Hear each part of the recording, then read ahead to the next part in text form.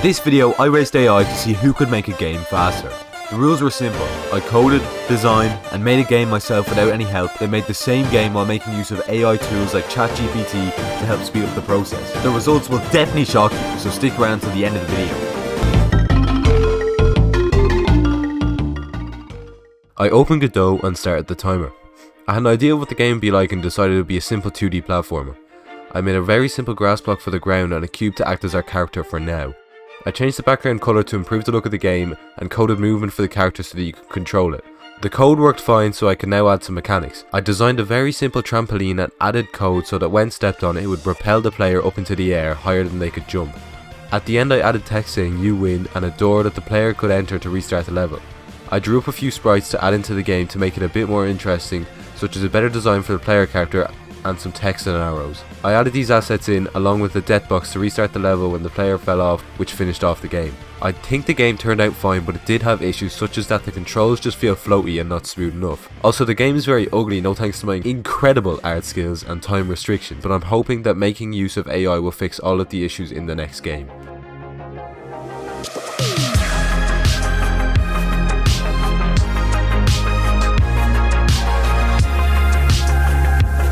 I started the AI game by using the AI tool Bing Image Generator to make a character and a grass block to use in the game.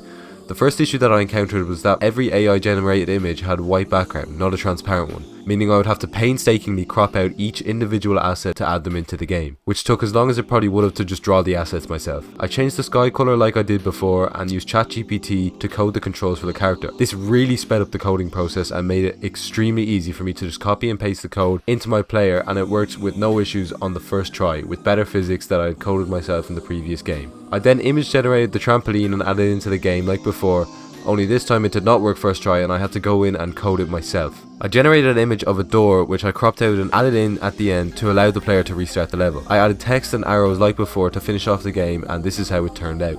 In the game using AI, physics felt way more fluid, with the gravity and jumping feeling more natural and less floaty.